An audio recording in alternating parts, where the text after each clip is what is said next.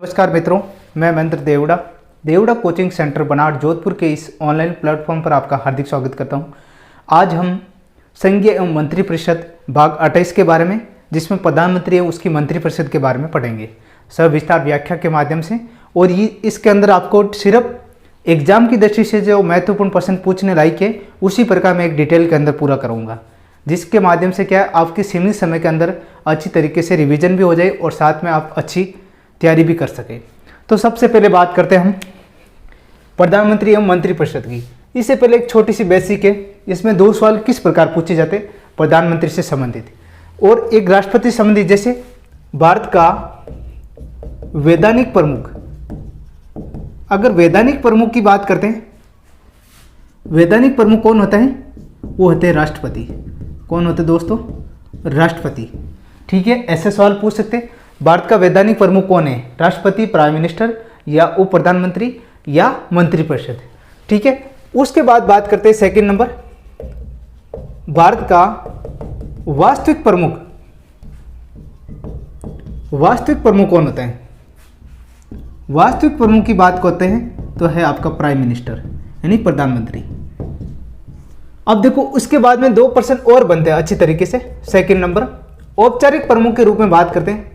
औपचारिक रूप से राज्य का प्रमुख, अगर राज्य के प्रमुख की बात करते हैं राष्ट्रपति। ठीक है, अब देखो आगे बहुत अच्छा प्रश्न है। अगर पूछे सरकार का प्रमुख कौन होता है? सरकार का प्रमुख होता है प्रधानमंत्री। कौन होता है? सरकार का प्रमुख प्राइम मिनिस्टर होता है यानी प्रधानमंत्री होता है, प्रधानमंत्री। अब देखो आगे बात करते हैं, जैसे अनुच्छेद 53 में कहा गया 53 के अंदर संघ की कार्यपालिका शक्ति राष्ट्रपति में निहित होगी। यह 50 बार एग्जाम के अंदर पूछा हुआ सवाल है। अब पूछते हैं अनुच्छेद 74 के अनुसार 41 के अनुसार जो मंत्रिपरिषद है क्या करती है? सहायता एवं सलाह देने के लिए राष्ट्रपति का सहयोग करती है। तो उसके अंदर भी पूछा गया अनुच्छेद 75 के अनुसार प्रधानमंत्री की नियुक्ति राष्ट्रपति करेगा, अनुच्छेद 75(1) के अनुसार। तो इसमें देखो सबसे पहले अनुच्छेद 53 के अनुसार संघ की कार्यपालिका राष्ट्रपति के अंदर निहित होगी। कार्यपालिका राष्ट्रपति में निहित होगी। यह भी सवाल पूछा गया, निहित होगी। ठीक है, अब बात आती है आगे अनुच्छेद 74(1) के अनुसार, 74 के अनुसार। तो इसमें ज्यादातर एग्जाम में यह पूछा जाता है राष्ट्रपति की सहायता एवं सलाह देने के लिए, राष्ट्रपति की सहायता व सलाह देने के लिए मंत्रिपरिषद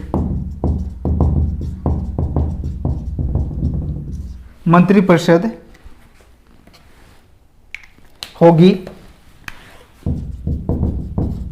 जिसका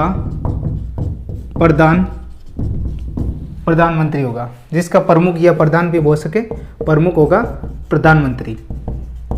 ठीक है, प्रधानमंत्री होगा। यह सवाल पूछा गया। अब जैसे 75(1) के अनुसार, अनुच्छेद जो 75(1) के अनुसार प्रधानमंत्री की नियुक्ति राष्ट्रपति करेगा। कौन करेगा?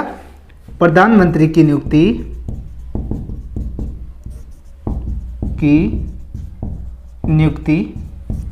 राष्ट्रपति करेगा। अब प्रधानमंत्री की नियुक्ति राष्ट्रपति करेगा और मंत्रिपरिषद की नियुक्ति राष्ट्रपति जो प्रधानमंत्री की सलाह के अनुसार करेगा। मंत्रिपरिषद की नियुक्ति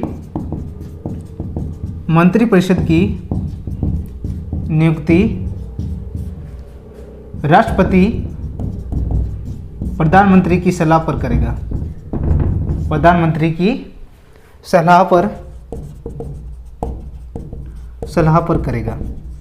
अच्छा प्रश्न है, ऐसे पूछ सकते हैं कौन से अनुच्छेद कहते हैं? 75(1) के अनुसार प्रधानमंत्री की नियुक्ति राष्ट्रपति करेगा और मंत्रिपरिषद की नियुक्ति जो राष्ट्रपति जो प्रधानमंत्री की सलाह के अनुसार कार्य करेगा। सबसे अच्छा प्रश्न है।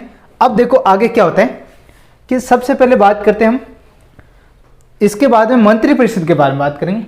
मंत्रिपरिषद का कार्यकाल, ऐसे तो 5 वर्ष माना गया कि भाई जब तक प्रधानमंत्री रहेगा मंत्रिपरिषद का भी कार्यकाल वही रहेगा, लेकिन संविधान के अंदर इसका बारे में कोई विवरण नहीं है, कोई जिक्र नहीं है।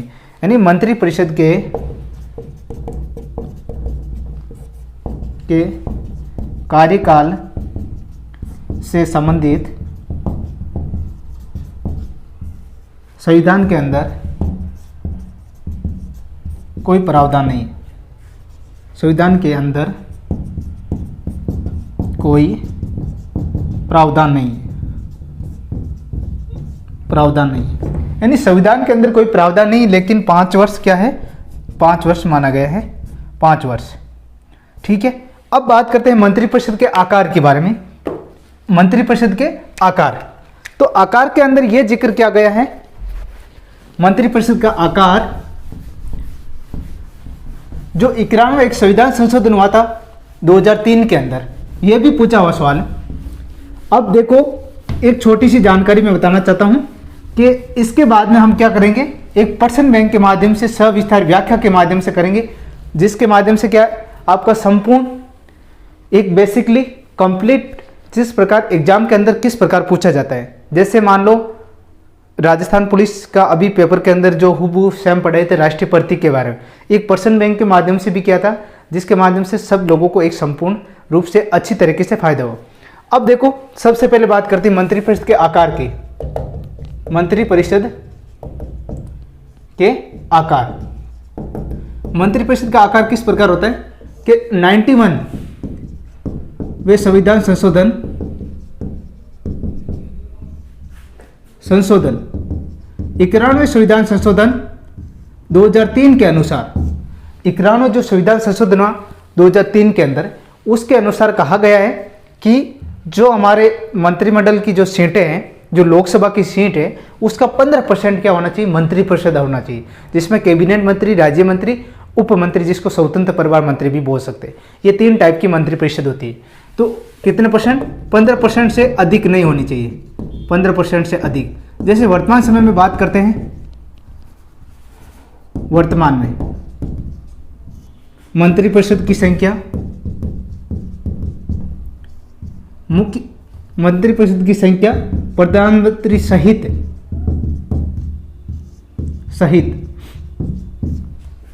83 है। अच्छा पर्सन है, 83 है, जिसके अंदर SC ST OBC महिला विकलांग हर को वरीयता दी गई, जिसमें कैबिनेट मंत्री, राज्य मंत्री और स्वतंत्र मंत्री, स्वतंत्र उप प्रभार मंत्री, ये 3 टाइप की मंत्रिपरिषद होती है। कौन कौन सी होती है, एक तो कैबिनेट मंत्री,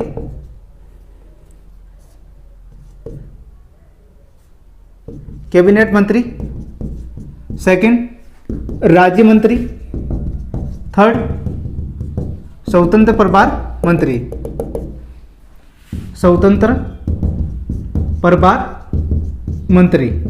ठीक है, और कैबिनेट मंत्री क्या करते, कैबिनेट मंत्री प्रधानमंत्री से विचार विमर्श, प्रधानमंत्री से विचार विमर्श भी कर सकते हैं। यानी कैबिनेट मंत्री सर्वोच्च उप मंत्री होते, जिसमें कैबिनेट स्तर पर जो भी कार्य, ठीक है, MPs बोलते हैं ना, मेंबर्स ऑफ पार्लियामेंट, उसके अनुसार। अब देखो बात करते हैं आगे, उसके बाद में इनमें इंपॉर्टेंट मेन चीज ये ध्यान रखना, कितने % से अधिक नहीं हो सकती, यानी 15% से अधिक सीटें मंत्रिपरिषद के आकार में शामिल नहीं हो सकती। और अभी वर्तमान समय में 83 है, और ये भी सवाल पूछते हैं। और आगे बात करते हैं अगला पॉइंट्स। उसके बाद जैसे मान लो प्रधानमंत्री के बारे में, तो प्रधानमंत्री के बारे में ये भी पूछ सकते हैं, ज़्यादा कोटेशन के अंदर ये पूछते हैं कि सर्वाधिक समय तक कौन प्रधानमंत्री रहे।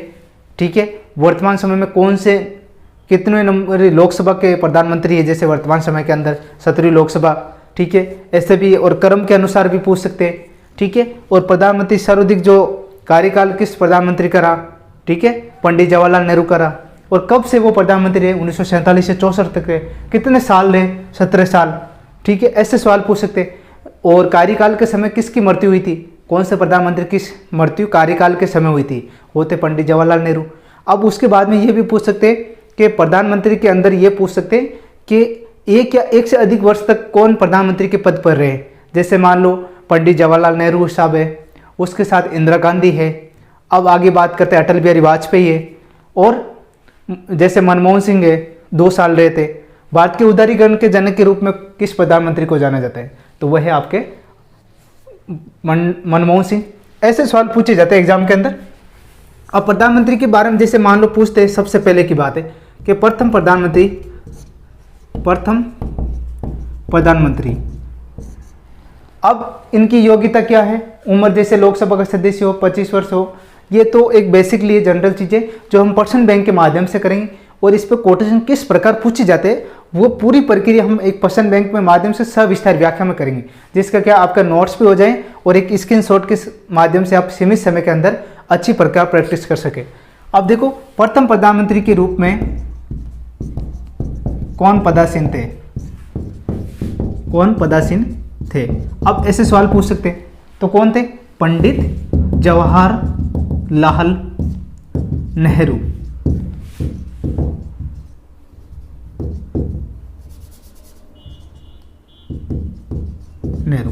अब देखो इसमें एक शॉर्ट ट्रिक्स के माध्यम से याद कर सकते हैं हम। जग्गू लागू इमो। अब देखो जग्गू लागू इमो के बाद में जैसे मान लो चई रावी, ऐसे याद कर लो आप।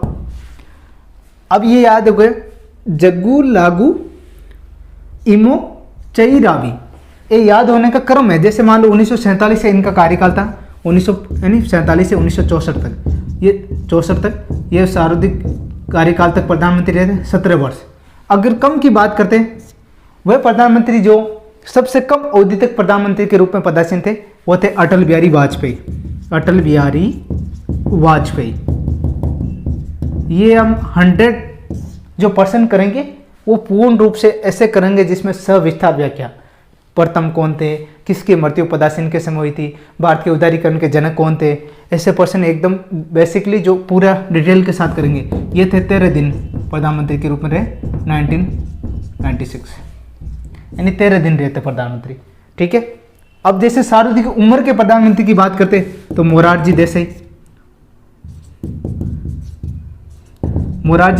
थे, जो 81 वर्ष की उम्र में प्रधानमंत्री है, 81 वर्ष की उम्र में, यानी सर्वाधिक जो उम्र के प्रधानमंत्री कौन थे? मोरारजी देसाई। अब देखो जग्गू लागू इमो, जग्गू बोलते जवाहरलाल नेहरू, ठीक है, जग्गू, और गु यानी गुलजारी लाल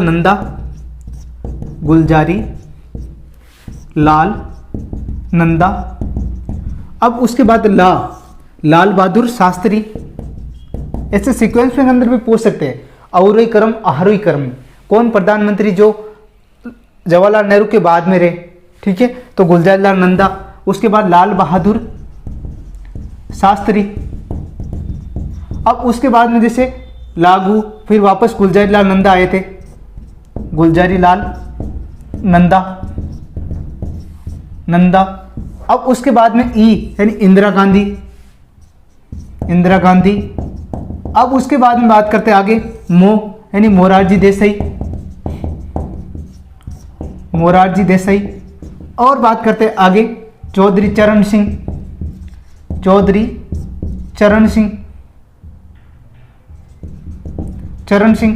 उसके बाद इंदिरा गांधी, राजीव गांधी।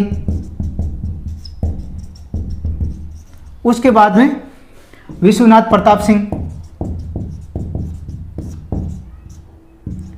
सिंह। ऐसे लगभग आपका काफी कार्यक्रम याद हो गया। जैसे 4, 7 और 8 तो प्रधानमंत्री ऐसे याद हो गए। अब रही बात 7, 8 और है, तो उसको और थोड़ा सा ट्रिक्स बना के याद कर लो, बस ये हो जाएगा आपके कौन कौन से क्रम के रूप में। जैसे मान लो प्राइम मिनिस्टर नरेंद्र मोदी के पहले कौन प्रधानमंत्री के रूप में पदासीन थे? तो कौन थे? मनमोहन सिंह। अब मनमोहन सिंह से जैसे मान लो पहले की बात करते हैं तो अटल बिहारी वाजपेयी, उससे पहले इंद्र कुमार गुजराल। ऐसे हम जो इनके बारे में पढ़ेंगे, उदारीकरण के जनक, वैश्वीकरण के जनक, किस प्रधानमंत्री के समय कौन सा जो कार्यक्रम अच्छा तरीके से हुआ, ऐसे करंटली अफेयर के माध्यम से भी पूछ सकते हैं। प्राइम मिनिस्टर के बारे में अभी जो वर्तमान समय के उसके अंदर भी पूछेंगे, आपको बताएंगे। और उप प्रधानमंत्री के बारे में जिक्र करेंगे। सबसे पहले उप प्रधानमंत्री हुए थे सरदार वल्लभ भाई पटेल। कौन हुए थे? सरदार वल्लभ भाई पटेल प्रथम उप प्रधानमंत्री। उप प्रधानमंत्री। उप प्रधानमंत्री, भारतीय संविधान के अंदर उप प्रधानमंत्री पद का कोई जिक्र नहीं है, ठीक है, कोई जिक्र नहीं है। और सर्वप्रथम उप प्रधानमंत्री थे सरदार वल्लभ भाई पटेल। सरदार वल्लभ भाई पटेल। अब जैसे सेकंड की बात करते हैं, मोरारजी देसाई, ठीक है। अब ऐसे पूछ सकते हैं, ठीक है। अब फिर बाद में आए थे जगजीवन राम, फिर आए थे आपके चौधरी चरण सिंह। ऐसे पूछ सकते हैं प्रधानमंत्री का क्रम। अभी तक भारत के अंदर 8 उप प्रधानमंत्री हुए। कितने?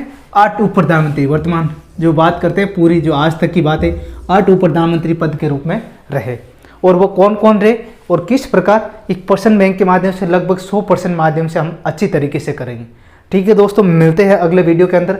तब तक के लिए घर पे रहिए, सुरक्षित रहिए, अच्छी तरीके से आप तैयारी कीजिए, आप अपने लक्ष्य में जरूर कामयाब होंगे। ठीक है दोस्तों, मिलते हैं। जय हिंद, जय भारत।